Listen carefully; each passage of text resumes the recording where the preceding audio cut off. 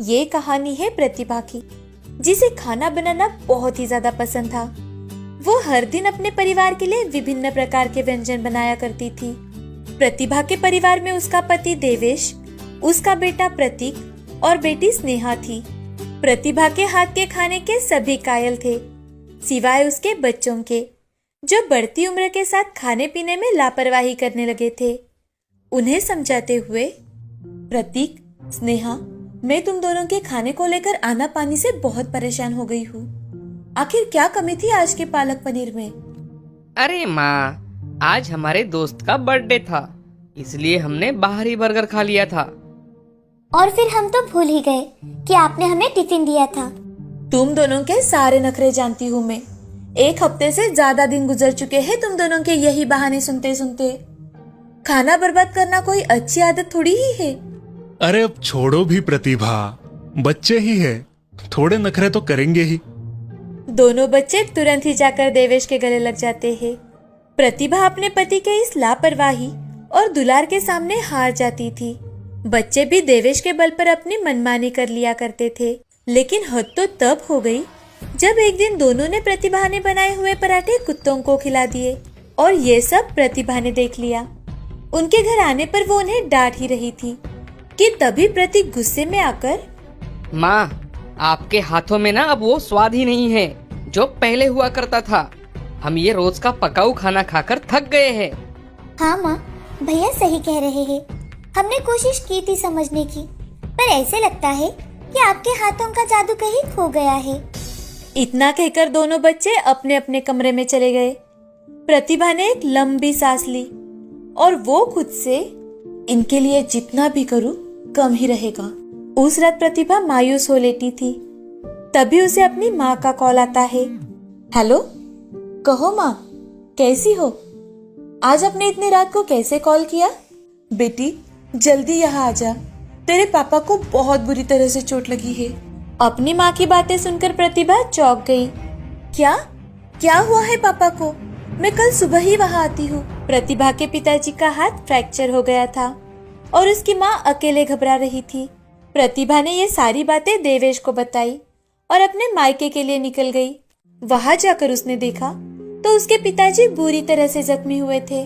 पापा, मैंने आपसे कितनी बार कहा है, अपने सेहत का ख्याल रखिए, जरूरत से ज्यादा मेहनत मत कीजिए, पर आप है जो मेरी एक बात नहीं सुनते। अरे बेटा, इसी बहाने तू हमसे मिलने तो आ गई, नहीं तो गृहस्थी छोड़ के मजाल है तो कहीं जाए। और बता, दामाद जी और बच्चे कैसे हैं? मायूसी बच्ची बनी प्रतिभा ने अपने मन की सारी बात अपने पिताजी को बता दी। तभी उसकी माँ उसकी मनपसंद गुड़ वाली चाय लेकर आई। माँ पिताजी के साय में उसे अपना बचपन वापस से महसूस हो रहा था, लेकिन प्रतिभा इस कारण से अपने मायके नहीं आई थी। वो तो अपने पिताजी का ख्याल रखने और जब तक उसके पिताजी ठीक नहीं हो जाते तब तक अपने पिता की एकमात्र कमाई का जरिया उनका ढाबा चलाने के लिए आई थी। प्रतिभा अपने जवानी के दिनों में यही काम किया करती थी। अपनी माँ से उसने ढाबे के मेनू के बारे में कुछ और जानकारी ले ली।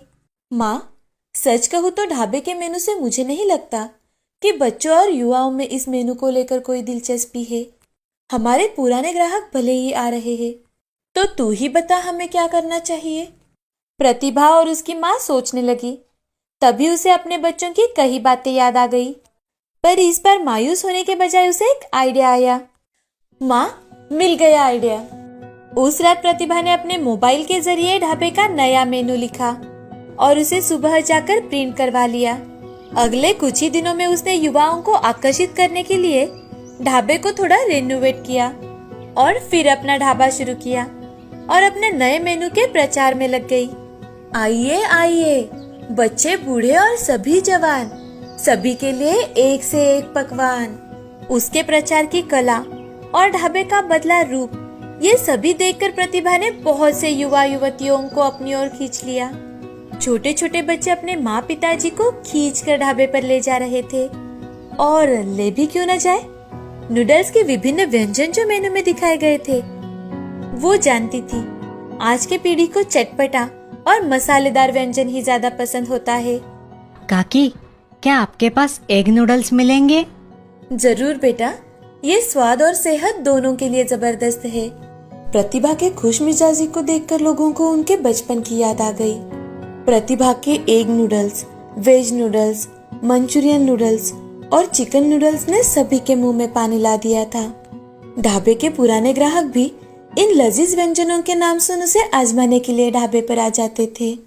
प्रतिभा बेटा, तेरी काकी से छुप के आया हूँ। तेरे हाथ के चिकन नूडल्स तो खिला दे। अभी ले आई काका। ढाबे पर प्रतिभा बहुत अच्छी कमाई कर रही थी। ये देखकर उसके पिताजी भी चैन की सांस ले पा रहे थे। उसका ढाबा सभी और मशहूर हो गया था और प्रतिभा को अपने अंदर की खुशी वापस महसूस होने लगी थी। फिर एक दिन उसके ढाबे पर कुछ ऐसे ग्राहक आ गए जिन्हें देखने की प्रतिभा ने कभी कल्पना भी नहीं की थी। उसके बच्चे प्रतीक और स्नेहा। हम सलाद नूडल्स लेंगे, वो भी सूप के साथ। प्रतिभा ने नूडल्स बनाए और उसे प्रतीक और स्नेहा के टेबल पर परोसा। नूडल्स खाने के बाद स्नेहा की आंखें नम हो गई। माँ, ये बहुत ही स्वादिष्ट है। हमें माफ कर दो माँ। नूडल्स वेजिटेबल के साथ अच्छी तरह घुल गए हैं। ये टेस्ट कहीं और नहीं मिल सकता माँ। हम आपके हाथ के जादू को लेकर कितना गलत थे। मुझे खुशी है कि आप लोगों को ये पसंद आया। प्रतिभा धन्यवाद कह के वहाँ से चली जाती है। शाम के समय ढाबा बंद करके वो घर जाती है जहाँ उसके पिताजी प्रतीक और स्नेहा के साथ बैठे थे। अरे बेटी, आ गई। उम्मीद है दिन अच्छा गया होगा। हाँ पापा, दिन तो बहुत अच्छे से गया। आपने दवाई ली? नहीं ली तो मैं अभी दे देती हूँ। प्रतिभा, बच्चों को नजरअंदाज मत कर। दामाद जी ने बताया इन्होंने तेरे बिना बहुत तकलीफ झेली है। ये तुझसे माफी मांगना चाहते हैं।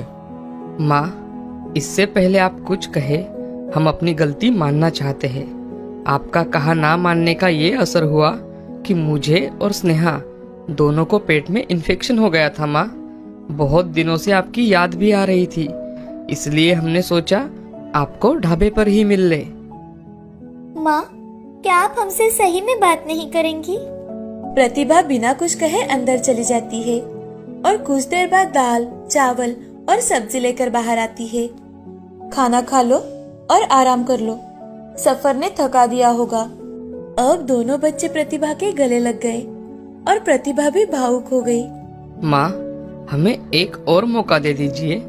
अब हम खाने में बिल्कुल आनाकानी नहीं करेंगे। एकदम पक्का वादा है माँ। प्रतिभा मुस्कुराई और उसने दोनों को गले लगाकर उन्हें माफ भी कर दिया।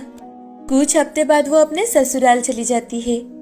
अब ढाबे पर उसके माँ पिताजी काम करने लगे, वो भी प्रतिभा के बनाए गए मेनू के साथ। यहाँ प्रतिभा ने भी तय कर लिया था कि वो समय मिलने पर अपने पिताजी के ढाबे पर काम करने जाती रहेगी और इस तरह नूडल के ढाबे के बदौलत प्रतिभा ने अपनी खोई हुई खुशी और बच्चों का सम्मान दोनों को जीत लिया। हम अगर किसी चीज में रुचि रखते हैं और उसके लिए मेहनत करते हैं तो हमें सफल होने के लिए कोई नहीं रोक सकता। तुम पेड़, मैं शाखा, तुम बिन मैं अभागा, ये बताने वाली ये कथा है दोनों माँ बेटे की। हरिहरपुर नाम के गांव में चंपा नाम की एक औरत अपने बेटे सुमित के साथ रहती थी। चंपा बहुत ही मेहनती और खुशमिजाज औरत थी। उसने अपने बेटे की परवरिश अकेले ही की थी। उसकी हर ख्वाहिश अपनी मानकर उसने पूरी की थी। लेकिन सुमित अपनी पढ़ाई पूरी हो जाने के बाद भी नौकरी ढूंढने के बजाय घर पर ही रहता था। गांव के चौराहे पर जाकर बैठने लगा था तो उसे कुछ बुरे लोगों की संगत लग गई। चंपा उसे हर रोज समझाती, उसे अच्छी नौकरी ढूंढने के लिए कहती, लेकिन उसकी बुरी संगत के कारण अब सुमित कभी कभी शराब भी पीकर आने लगा था। एक दिन रात के समय सुमित नशे की हालत में घर आता है तो उसे देख चंपा उसे डांट लगाते हुए, सुमित, ये कोई घर आने का वक्त है? मैं तुमसे बात कर रही हूँ बेटा। अरे माँ, अब चुप भी करो। घर पर आते ही शुरू हो जाती हो तुम। सुमित, आज तू ऐसा दिख रहा है जैसे कहीं कीचड़ में होली खेलकर आया हो। अरे थोड़ी तो शर्म किया करो। सुमित अपनी माँ की इतनी सी बात पर नाराज हो गया और वो अपनी माँ से, माँ, आपको कितनी बार कहा है कि एक ही बात बार बार बोलकर मुझ पर इमोशनल अत्याचार करना बंद करो। अगर तुम्हें इतना ही लगता है ना माँ, तो मुझे कुछ पैसे दे दो, उससे मैं कुछ काम धंधा शुरू कर दूंगा। हाँ रे मेरे नालायक बेटे, खुद तो शराब पीता है और दूसरों को भी शराब पिलाता है। और दूसरों को सलाह देता है। मेरे दिए हुए पैसे भी तो शराब में ही उड़ाएगा। तुम्हारे सारे पैसे मैं तुम्हें सूद सहित वापस कर दूंगा माँ। वाह रे मेरे बेटे वाह। देख तू अब होश में नहीं है। हम कल इस बात पर बात करते हैं। सुमित अपने कमरे में जाकर बेड पर सो जाता है। सुमित की सारी बातें चंपा के मन को बहुत चुभती है, लेकिन आज चंपा ने मन ही मन ठान ली थी कि वो सुमित को सही रास्ते पर लेकर आएगी, उसे सबक सिखाकर ही रहेगी। अगले ही दिन चंपा बीमार पड़ने का नाटक करती है और फिर सुबह सुमित उठने के बाद जब चंपा के पास जाता है और उसे बिस्तर पर पड़ा हुआ देखता है तो वो अपनी माँ से, अरे माँ, क्या हुआ है तुम्हें? तुम इतनी देर से बिस्तर पर सोई हो? चंपा सुमित की बातों को अनसुना कर वहीं पर पड़ी रहती है। ये देख सुमित डर जाता है क्योंकि कल रात तो उसकी माँ बिल्कुल ठीक थी। तो वो अपनी माँ के पास जाकर, माँ, तुम्हें ठीक नहीं लग रहा है क्या? चलो मैं तुम्हें अभी अस्पताल लेकर चलता हूँ। नहीं बेटे, थोड़ा आराम कर लूंगी तो ठीक लगेगा। नहीं माँ, हम एक बार अस्पताल जाकर ही आते हैं। चलो जल्दी। अरे नहीं नहीं बेटा, तू सिर्फ मेरे लिए एक गिलास गर्म पानी लेकर आ। सुमित जल्दी से किचन में जाता है और पानी गर्म कर वो ग्लास में डालकर लेकर आता है और अपनी माँ से, ये लो माँ। चंपा गर्म पानी का ग्लास हाथ में लेकर उसे जानबूझकर छोड़ देती है और ऐसे दिखाती है जैसे थकावट की वजह से हाथ से गिर गया हो। तभी चंपा सुमित से, बेटे मुझे माफ कर दे, मुझसे गलती हो गई। कोई बात नहीं माँ, मैं फिर से गर्म पानी लेकर आता हूँ। सुमित फिर से किचन में जाता है और एक गिलास पानी गर्म कर लेकर आता है और अपनी माँ को देते हुए, ये लो माँ। चंपा अपने हाथ में ग्लास लेकर फिर से छोड़ देती है। तो ये देख सुमित को बहुत ज्यादा गुस्सा आ जाता है और वो अपनी माँ से, अरे माँ, ये तुमने क्या कर दिया? इतने कीमती बिस्तर पर पानी गिरा दिया। अब तो पूरा बिस्तर ही गीला हो गया है। तभी चंपा सुमित को जवाब देते हुए, बेटे मैं तो बीमार हूँ, लेकिन क्या तुम जानते हो, जब तुम सिर्फ 6 महीने के थे, छोटा सा बच्चा थे, तब तुम न जाने कितनी बार बिस्तर गिला करते थे, लेकिन मैं तुम पर कभी गुस्सा नहीं होती थी। रात को तुम जब बिस्तर गीला करते थे और रोते थे तो मैं तुम्हें सूखे बिस्तर पर सुलाती और खुद गीले बिस्तर पर सो जाती थी। और आज देखो, तुम्हें मेरी कुछ नहीं पड़ी, तुम्हें इस बिस्तर की पड़ी है। तुम मुझ पर गुस्सा कर रहे हो कि बिस्तर गीला कर दिया। माँ की ये बातें सुनकर सुमित की आंखें खुल जाती है। उसे अपनी गलती का एहसास हो जाता है और अपने आप ही उसकी आंखों से आंसू बहने लगते हैं। वो हाथ जोड़कर अपनी माँ से, माँ, मुझे माफ कर दो माँ। मैंने तुम्हें क्या क्या नहीं कहा, मगर तुम चुपचाप सहती रही। मुझसे बहुत बड़ी गलती हो गई माँ, मुझे माफ कर दो। सुमित अपने माँ के पैर पकड़कर जोर जोर से रोने लगता है। तो उसका रोना देख चंपा की आंखें भी नम हो जाती है। वो सुमित को उठाकर, सुमित तुझे तेरी गलती का एहसास हो, इसीलिए मैंने ये सब किया था। अब तुझे तेरी गलती समझ में आ चुकी है, तो अब मुझे और कुछ नहीं चाहिए। चंपा सुमित को प्यार से पुचकार कर उसे गले लगा लेती है। चंपा ने सुमित को माफ कर दिया था, लेकिन आज की घटी घटना के कारण सुमित को अपनी गलती का एहसास हो चुका था। उसने शराब को हाथ भी ना लगाने का वचन अपनी माँ को दिया था। इतना ही नहीं, अब सुमित ने कई जगहों पर इंटरव्यू दिया था और उसे अच्छी नौकरी भी लग जाती है।